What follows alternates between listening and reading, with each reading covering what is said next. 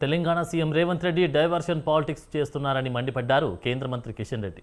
BJP నేతలను బెదిరిస్తే ఊరుకునేది లేదని హెచ్చరించారు. సీఎం స్థాయి మరచి మాట్లాడుతున్నారన్న కిషన్ రెడ్డి తెలంగాణ అభివృద్ధికి ఎవరు కృషి చేస్తున్నారో చర్చిద్దామా అంటూ ఛాలెంజ్ చేశారు. ప్రజలకిచ్చిన హామీల అమల్లో వైఫల్యం నుంచి ప్రజల దృష్టిని మరల్చేందుకే ముఖ్యమంత్రి వ్యక్తిగతంగా దాడి చేస్తున్నారని ఆయన ధ్వజమెత్తారు. అభద్రత, అహంకారం, నిరాశ, నిస్పృహలతో నా మీద తప్పుడు ప్రచారం చేస్తూ సంస్కారహీనంగా వ్యవహరిస్తున్నారని దుయ్యబట్టారు.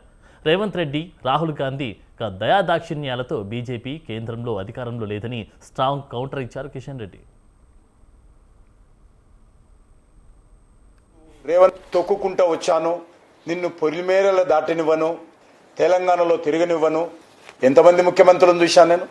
ముఖ్యమంత్రి ఇళ్లలో పోయి ముఖ్యమంత్రులను గేరావు చేశాం. మేము ఉద్యమాలు చేస్తూ ఈరోజు ఢిల్లీకి వచ్చాను తప్ప పార్టీలు మారుతూ అధికారం కోసమో పదవుల కోసమో లక్ష్యాన్ని పెట్టుకొని నేను రాజకీయాలు చేయలేదు.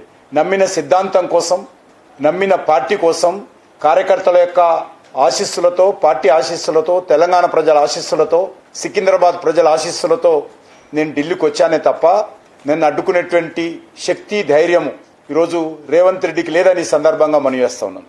ఆయన ఒక ముఖ్యమంత్రి స్థాయిలో ఉన్నటువంటి వ్యక్తి. ఈ రకంగా అకారణంగా, అన్యాయంగా బెదిరించేటువంటి రాజకీయాలు పాల్పడుతూ ఉన్నారు. ఒక వీధి రౌడీలాగా ఈరోజు